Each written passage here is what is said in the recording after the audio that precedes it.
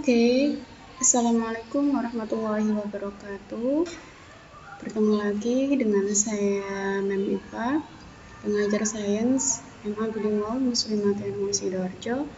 Jadi untuk sesi kali ini kita akan melanjutkan pembelajaran biologi bab 1 kelas 12 tentang pertumbuhan dan perkembangan makhluk hidup. Oke.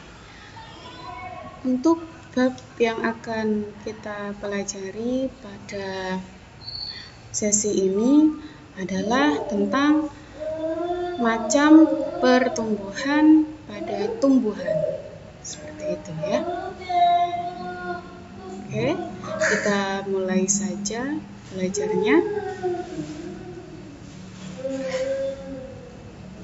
Pertumbuhan pada tumbuhan itu ada dua jenisnya. Yang pertama adalah pertumbuhan primer. Nah, seperti apa pertumbuhan primer? Pertumbuhan primer ini terjadi pada jaringan-jaringan meristem. Dimulai dari meristem apikal yang terdapat pada ujung akar dan pada pucuk tunas. Pertumbuhan yang kedua yaitu pertumbuhan sekunder. Pertumbuhan sekunder ini pertumbuhan yang seperti apa? Oke. Pertumbuhan sekunder terjadi pada jaringan lateral dan kambium. Pertumbuhan sekunder ini dapat membantu pemanjangan dan pembesaran pada tumbuhan. Seperti itu ya. Kita lihat contoh untuk pertumbuhan primer.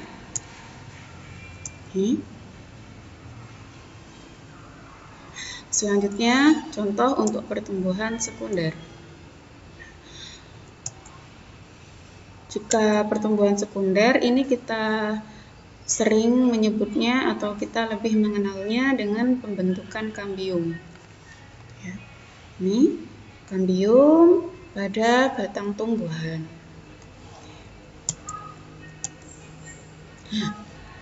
Pertumbuhan primer disebabkan oleh pembelahan sel-sel pada jaringan meristem yang berada di ujung akar dan pucuk tunas batang, atau meristem apikal.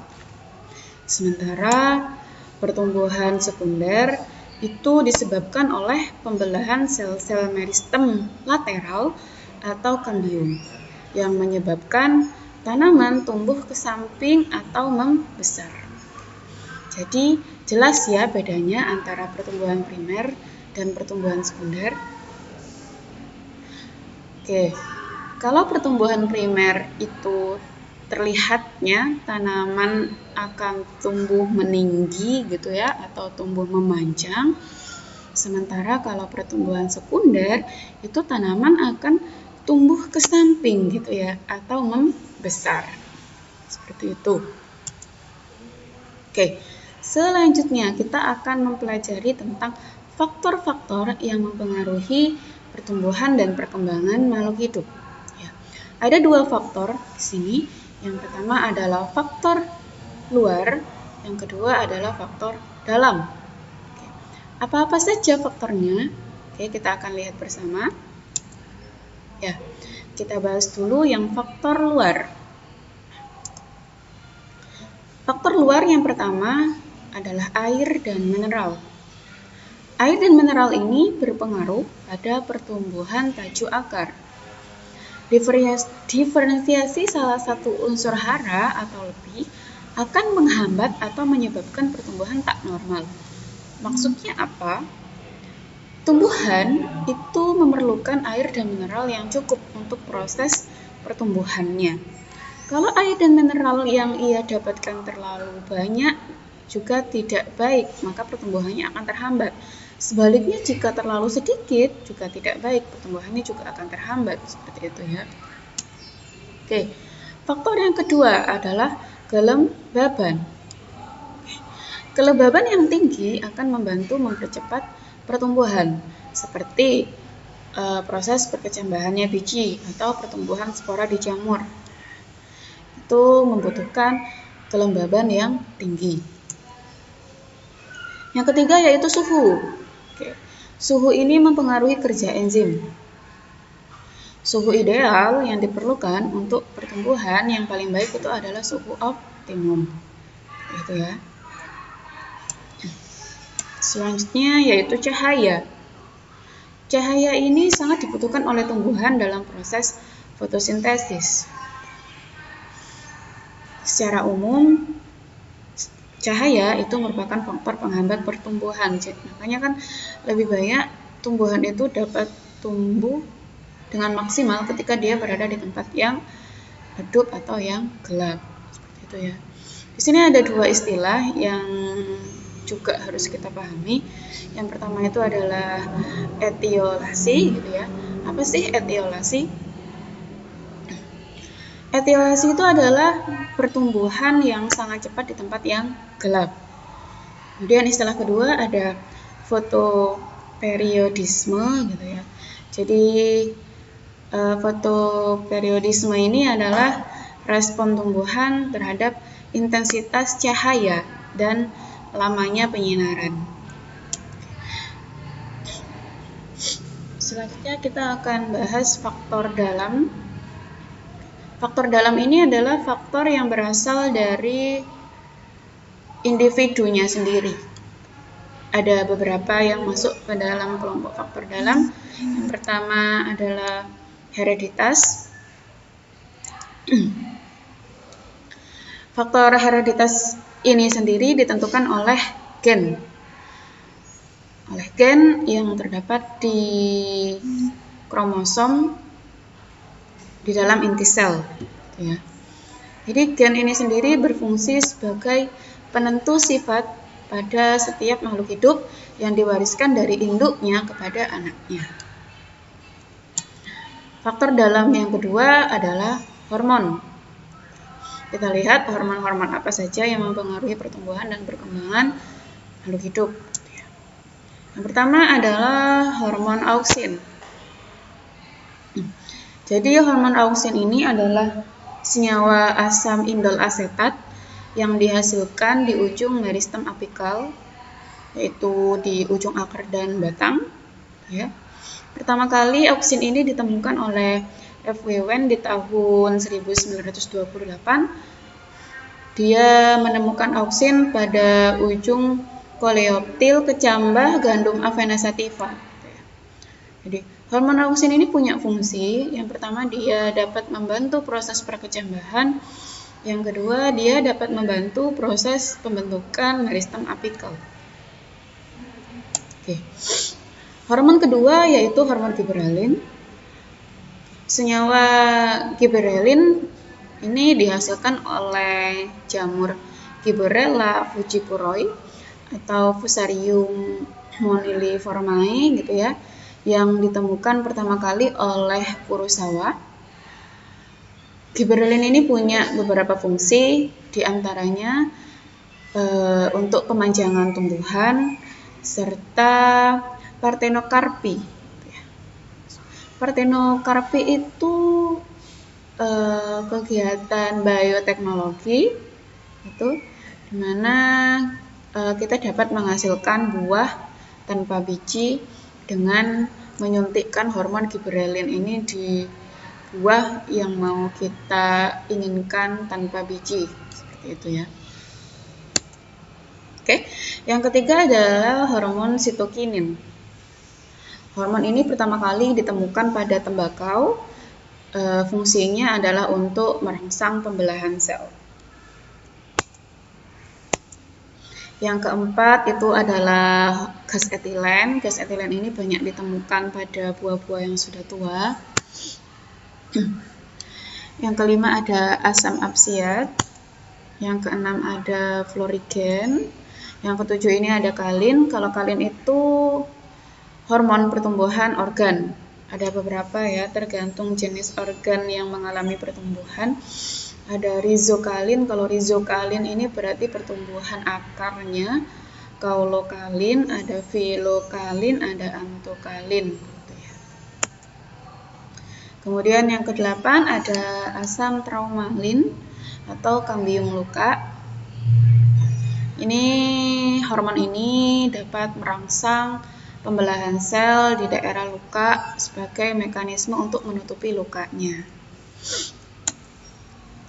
Nah, di sini ada 2 gambar ya yang menjelaskan tentang distribusi auksin serta pertumbuhan yang terjadi di ujung akar dan ujung batang. Kita lihat gambar pertama. Kita lihat gambar pertama tentang distribusi auksin pada kecambah. Ini dibagi jadi 3 bagian ya untuk kecambahnya. Ada bagian batang, kepingan, dan bagian akar. Nah, kalau kita lihat grafiknya, oke. Jadi di bagian batang, terutama di bagian ujungnya, begitu ya, itu auksinnya lebih banyak, ya, dibandingkan di pangkal batangnya. Kemudian di bagian ujung akar auksinnya juga banyak. Nah, jadi auksin ini adanya di bagian ujung-ujung ya. Ujung meristem apikal. Jadi dia ada di bagian ujung batang sama bagian ujung akar. Di situ auksinnya akan lebih banyak dibandingkan bagian-bagian lainnya. Oke, seperti itu. Terus gambar B, ini ada pertumbuhan ujung akar dan ujung batang. Kita lihat di sini ya, kalau dia melengkung ke atas gitu ya, berarti auksinnya banyak merangsang perpanjangan sel-sel batang. Kalau dia melengkungnya ke bawah, auksinnya menghambat perpanjangannya. Gitu ya. Seperti itu. Oke, sekarang kita lanjut ke fase pertumbuhan. Oke. Fase pertumbuhan pertama dimulai dari fase embrionik. Fase embrionik ini adalah fase pertumbuhan zigot hingga terbentuknya embrio. Ya, fase pertumbuhan zigot hingga terbentuknya embrio. Ada beberapa tahapan di fase ini. Yang pertama adalah fase pembelahan dan blastula. Ini kurang satu ya, nanti ada gastrula juga. Oke, seperti apa proses yang terjadi di fase ini, fase pembelahan ini, kita lihat bersama. Oke. Pembelahan dimulai dari, untuk fase pembelahan itu dimulai dari pembelahan zigot secara mitosis menjadi banyak blastomer. Nah, blastomer itu apa gitu ya? Oke, blastomer ini adalah yang nantinya gitu ya akan berkumpul membentuk penampakan buah RB gitu ya, yang disebutnya sebagai morula. Seperti itu. Kemudian akan terjadi proses blastulasi. Jadi sel-sel morula ini akan membelah dan membentuk rongga ya yang berisi air. Kemudian rongga yang berisi air ini kita sebut sebagai blastula. Gitu. Kemudian masuk ke proses gastrula. Gitu ya. Jadi proses gastrula ini adalah proses perubahan dari blastula menjadi gastrula.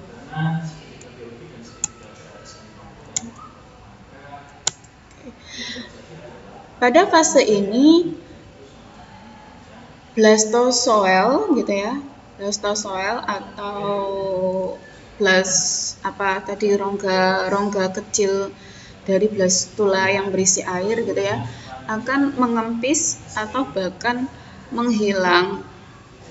Kemudian akan terbentuk yang namanya lubang blastopel ya, yang akan berkembang menjadi anus. Kemudian akan terbentuk ruang, yaitu gastrozoel, yang akan berkembang menjadi saluran pencernaan. Gitu. Kemudian juga akan terbentuk 3 lapisan embrionik. Apa aja 3 lapisan embrionik ini? Yang pertama adalah ectoderm, yang kedua adalah mesoderm, yang ketiga adalah endoderm.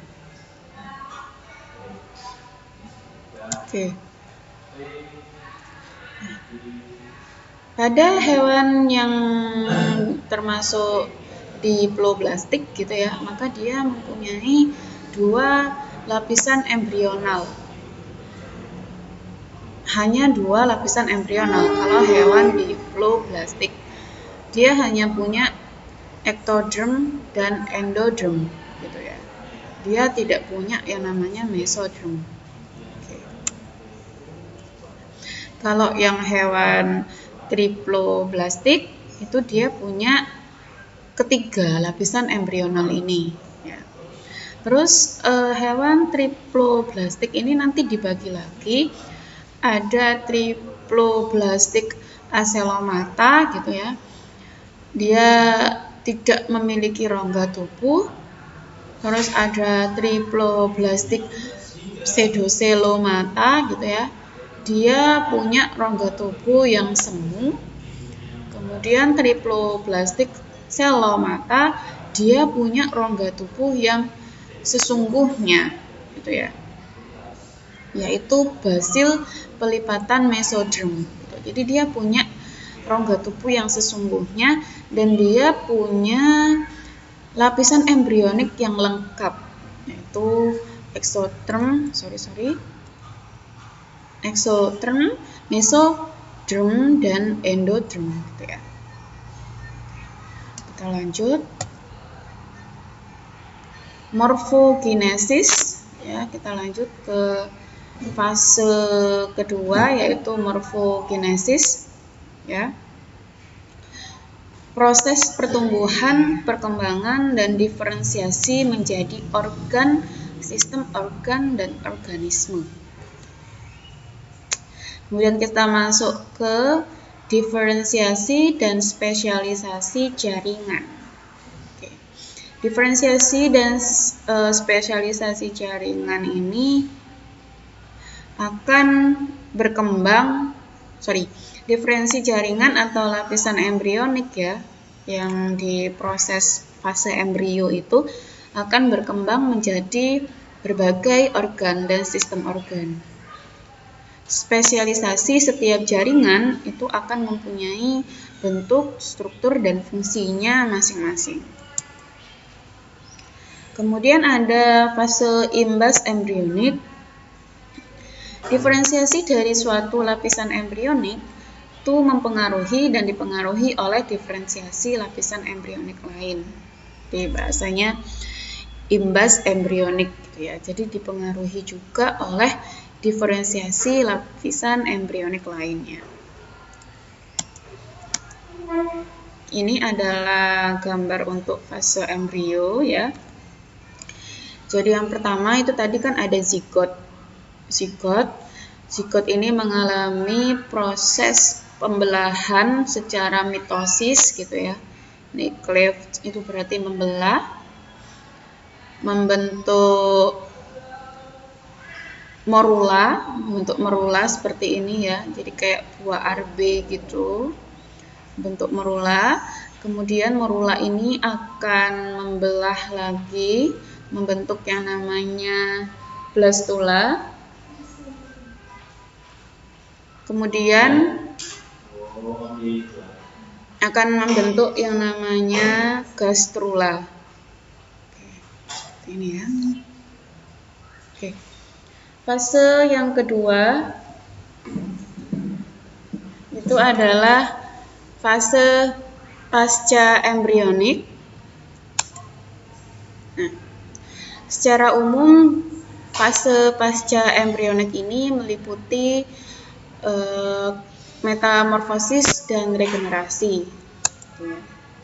Metamorfosis itu apa? Nah, kalau metamorfosis itu sudah familiar ya. Jadi metamorfosis ini adalah perubahan bentuk secara bertingkat dari muda sampai ke dewasa gitu ya, dari masa muda sampai ke dewasa. Itu adalah metamorfosis. Kalau metamorfosis ini pertumbuhannya terjadi di hewan, jadi pada hewan. Metamorfosis ini ada dua ya, ada metamorfosis sempurna, ada juga yang tidak sempurna.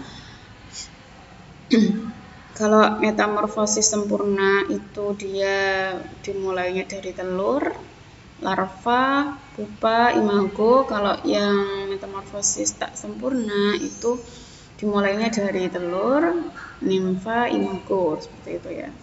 Kebanyakan bisa kita lihat pada serangga untuk metamorfosis itu sendiri. Kalau pada katak itu dimulainya dari zigot, berudu, katak muda, katak dewasa. Kemudian kita masuk ke proses setelah metamorfosis gitu ya, yaitu regenerasi. Regenerasi itu adalah kemampuan untuk memperbaiki sel, jaringan, atau bagian tubuh yang rusak, hilang, ataupun mati. Jadi kalau ada bagian tubuh dari makhluk hidup gitu ya, kita ambil contoh di sini adalah tumbuhan dan hewan, itu mengalami rusak, hilang atau mati, maka dia akan masuk ke proses regenerasi ini. Jadi ada perbaikan sel dan juga jaringan yang tadinya rusak, hilang, dan mati itu. Oke, regenerasi kalau pada hewan tingkat tinggi itu terbatas pada jaringan aja. Tapi kalau regenerasi pada hewan tingkat rendah itu sampai pada tingkatan organ. Ini harus digarisbawahi ya. Regenerasi pada hewan tingkat tinggi itu terbatasnya sampai jaringan. Kalau yang tingkat rendah itu sampai ke tingkatan organ, sampai ke organ. Oke, kalau tadi kita bahasnya tentang pertumbuhan dan perkembangan pada tumbuhan, tuh. Kalau ini di slide ini kita bahasnya tentang pertumbuhan dan perkembangan pada hewan dan manusia. Pertumbuhan dan perkembangan pada hewan ya, itu dimulai dari zigot. Zigot yang merupakan hasil peleburan antara sperma ya, antara spermatozoid dengan ovum. Bedanya kalau hewan sama manusia itu di sini ya, kalau tumbuhan itu tidak punya yang namanya spermatozoid sama ovum, tapi kalau hewan dan tumbuhan itu ada. Jadi proses pertumbuhan dan perkembangannya itu dimulainya dari zigot. Ya. Zigot itu dihasilkan dari proses peleburan atau proses fertilisasi gitu ya, antara spermatozoid dengan ovum. Kalau pada mamalia, pada hewan mamalia ya, embrio itu mengalami perkembangbiakan di dalam tubuh induk betina, yaitu di dalam uterus atau rahim. Nah, suplai makanan, oksigen, dan pertukaran zat yang diperlukan untuk perkembangan embrio itu berasal dari plasenta. Plasenta itu sendiri terletak di dalam uterus dan terlindung oleh lapisan allantois, korion, dan juga amnion. Pada beberapa hewan yang bersifat ovipar ini berarti petelur gitu ya. Perkembangan embrio terjadi di dalam cangkang telurnya. Oke. Gitu ya.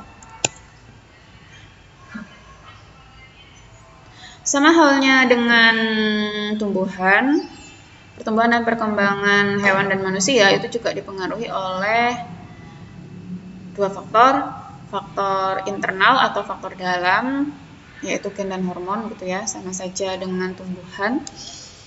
Kemudian ada faktor eksternal atau faktor luar, diantaranya makanan, oksigen, aktivitas, dan cahaya matahari.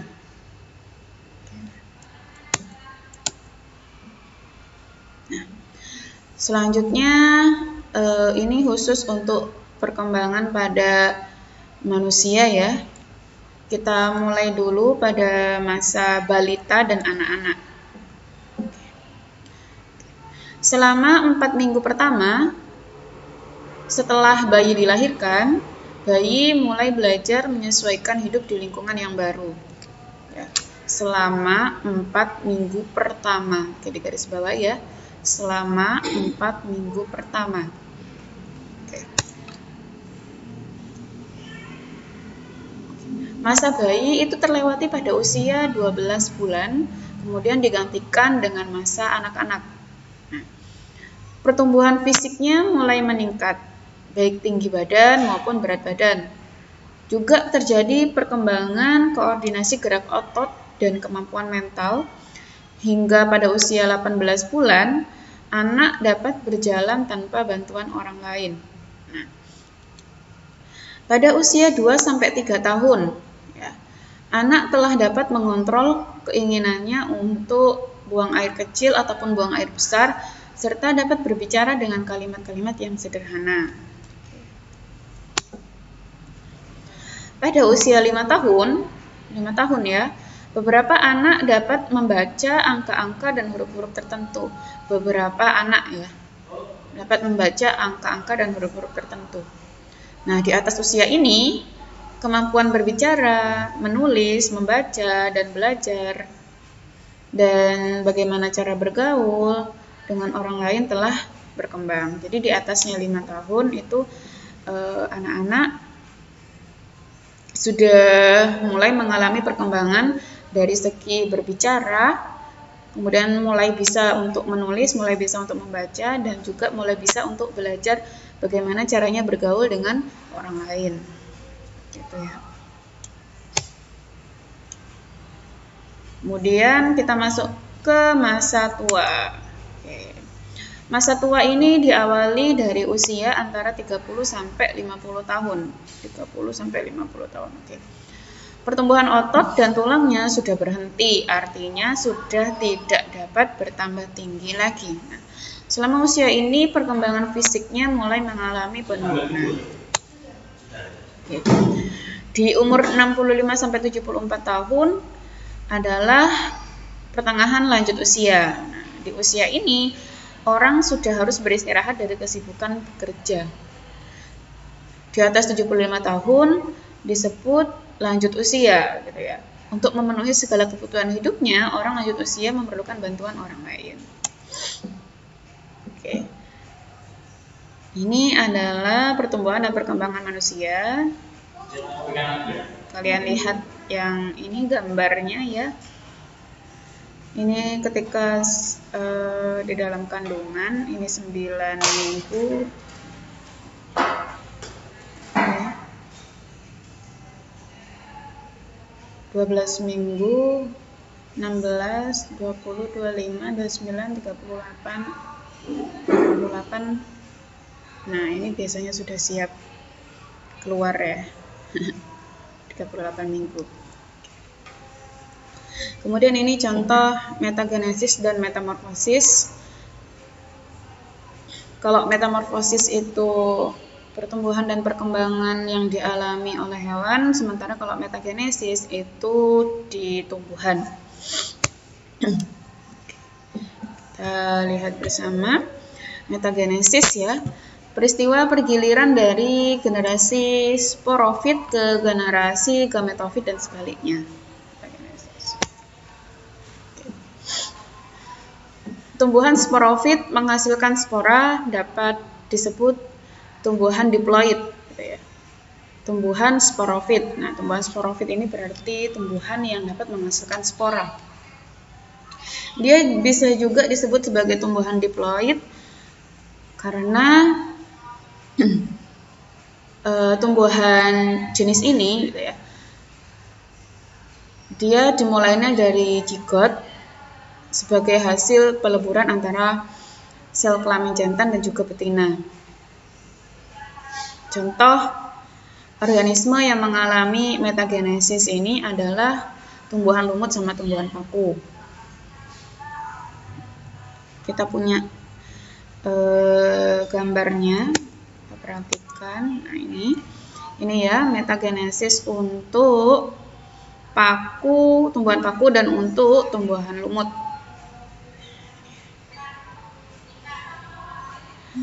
Kita perhatikan yang tumbuhan paku dulu. Ya. Jadi dia punya gametofit sama sporofit ya. Jadi kalau tumbuhan paku dimulainya dari spora, kemudian menjadi protalium. Nanti protalium ini ada dua ya, ada antheridium sama archegonium.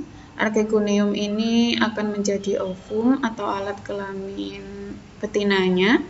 Sementara antheridium ini akan menjadi spermatozoid, alat kelamin jantannya. Ini nanti akan mengalami peleburan atau kita sebut fertilisasi menjadi zigot.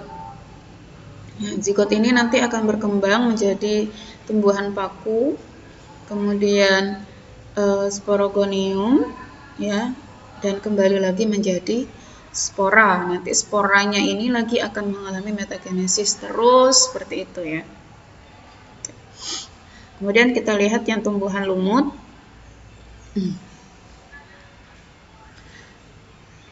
Dimulai dari spora, dia akan menjadi protonema, kemudian menjadi tumbuhan lumut.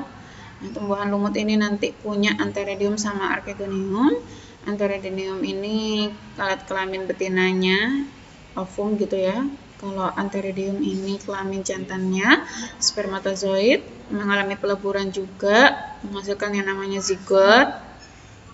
Kemudian zigot ini akan berkembang menjadi sporogonium, kemudian kembali lagi menjadi spora.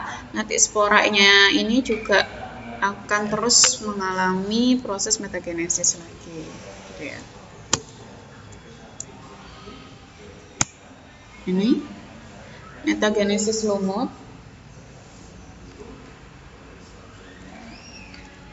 Lumut hati ya, ini gambarnya.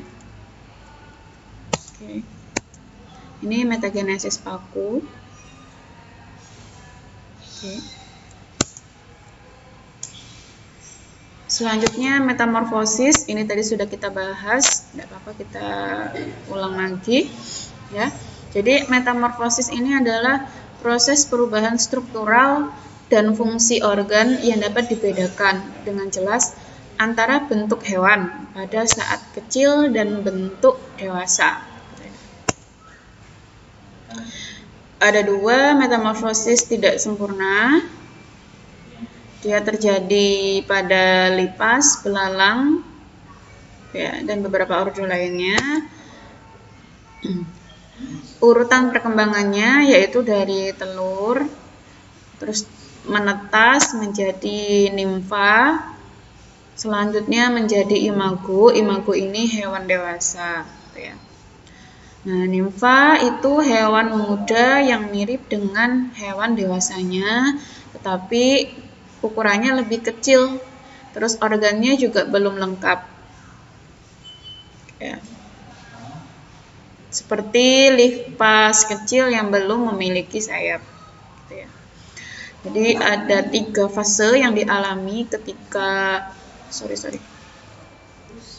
fase yang dialami ketika metamorfosis tidak sempurna, gitu ya. Fase pertama yaitu telur atau zigot, kemudian menjadi nimfa, kemudian menjadi imago. Oke. Ini ya yang tak sempurna. Oke. Sekarang kita bahas yang metamorfosis sempurnanya. Metamorfosis sempurna itu terjadi pada kupu-kupu, lebah, lalat, gitu ya. Tahapan-tahapan perkembangannya dimulai dari telur, kemudian menjadi larva, Larva ini kita mengenalnya ulat gitu ya, atau belatung. Nah, ulat atau belatung. Setelah itu larva ini akan mengalami pergantian kulit. Nah, larva ini akan membungkus dirinya dalam yang namanya pupa atau kepompong gitu ya. Di dalam pupa hewan ini akan mengalami pertumbuhan melalui pembelahan dan diferensiasi sel yang sebelumnya tidak aktif pada tahap larva gitu ya. Dan akhirnya nanti akan keluar dari yang mulanya akan keluar dari kepompongnya, jadi akan keluar dari pupanya itu tadi sebagai hewan dewasa. Nah, ini contohnya metamorfosis sempurna.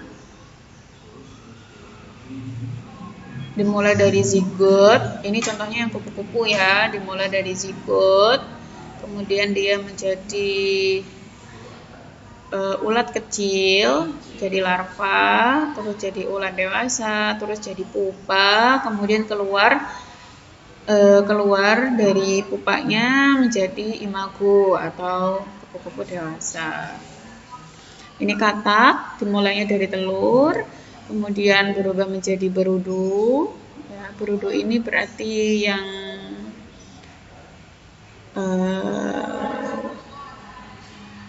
fase apa tadi kalau berudu ini? Fase